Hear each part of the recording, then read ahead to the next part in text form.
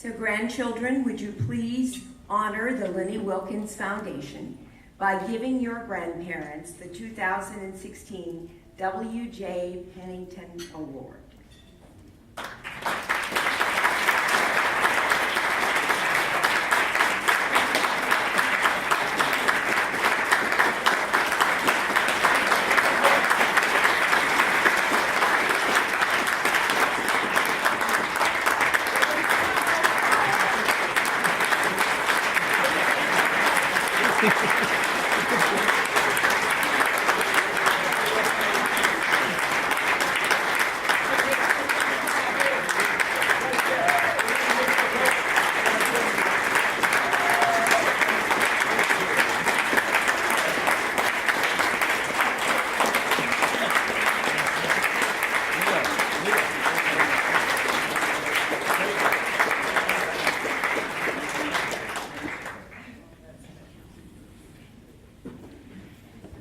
I give you Lenny and Marilyn Wilkins.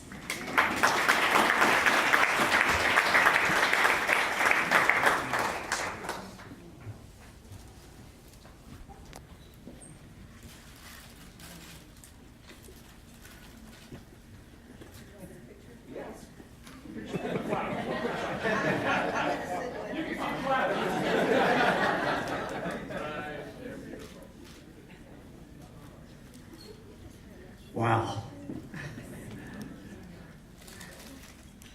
You know, I used to get to speak ahead of Ben all the time, but lately I have to follow him. And so, Jim, I understand what you were going through. Ladies and gentlemen, really, it's truly a pleasure for me to receive this award. There's so many people I have to thank, and I want to begin with two grandchildren are missing. Okay?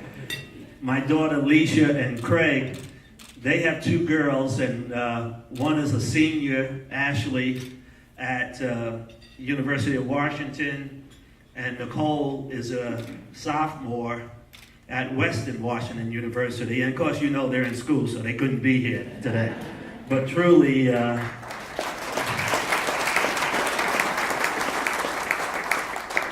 they inspire me, okay? And I have to tell you a little story. I hope you don't mind my digressions while I'm up here, but when Leisha and Craig met and they got married, and Craig was not really into basketball, which is fine. Yeah, So, and as their girls were growing up, and I had played, and I was at the end of my career, but anyway, they were watching Turner Network one time, and there was an all-star game on. And so they were watching it, and my daughter Leisha says, "There's Grandpa," you know, and the youngest one, Nicole, looked at it. She said, "That's not Grandpa. He wouldn't wear a black wig."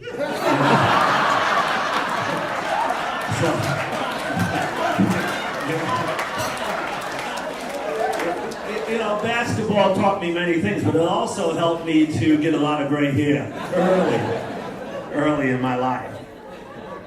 But I was so happy that my son Randy and his wife Mirta were able to come from Atlanta here to be here today with their kids, Isabel, Leo, and Alessandra.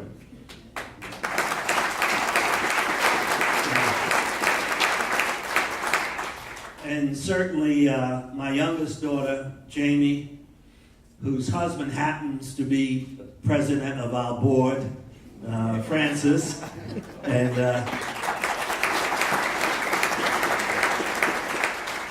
he'll tell you so too if you ask him, or you give him time. But their two daughters are here also, and that's Larissa. See, I get them mixed up, but Larissa and Sienna, and.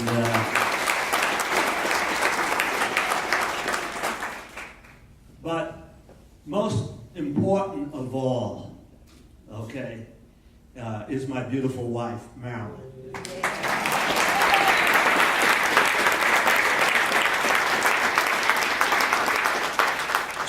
She makes it possible for me to participate and do all that I can do and still make it look easy.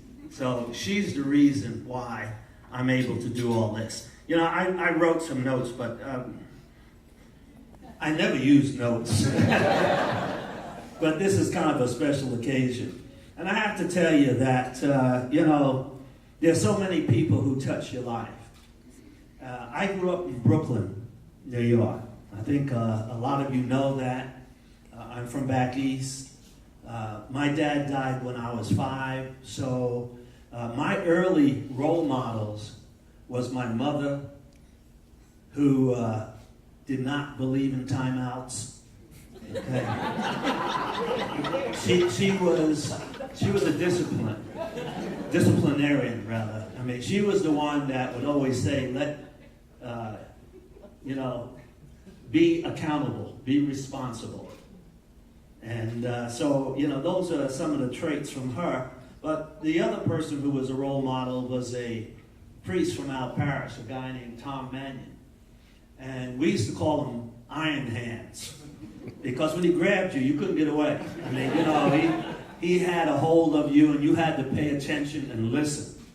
And so my mother would ask him every once in a while to, you know, put me on the straight and narrow. But, and I remember as a youngster, you know, I could be a little frustrated by things, and he had an expression all the time, as he would say, well, who promised you? You know, I mean, like, someone promised you that life was going to be a bowl of cherries, and certainly it wasn't.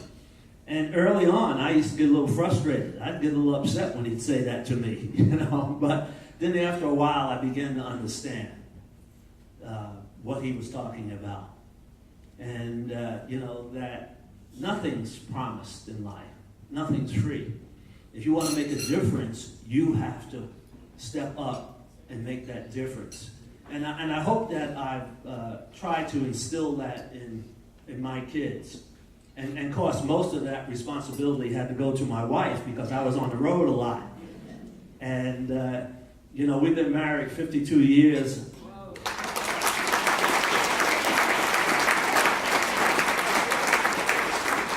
She tells everybody it's really only 25 because he was on the road half of the time. But I, you know, there's too numerous, but I do want to thank a few people here, because without them, none of this is possible. I mean, you know, people help you to be successful in your life. And there's one guy I'd like to give a shout out to. We were young lieutenants in the military together.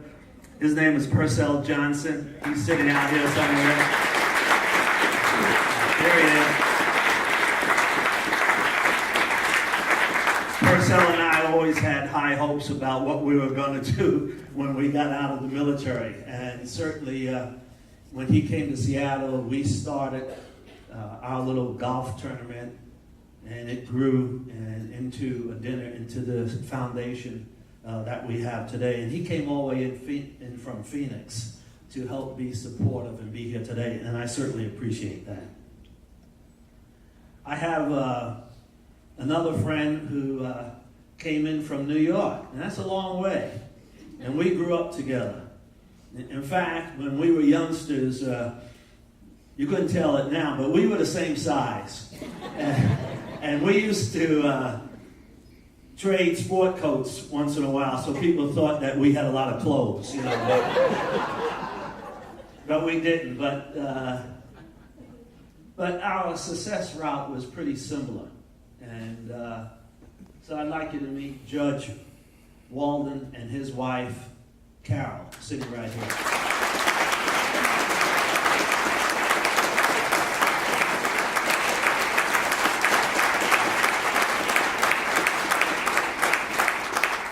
You know, our foundation wouldn't have grown as much as it has without people to support you, and certainly I owe a great deal to Bridget Graham.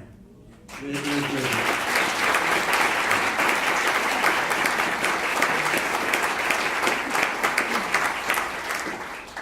We have a great board, and I know Bridget's worried that I'll miss out and miss some names, but I haven't written down, Bridget. I think. So we have some, all of our board members couldn't be here today, but the ones that are here, I'd like to call their names and have them stand and so that you can see, because no organization is successful without good people behind them, helping them make good decisions.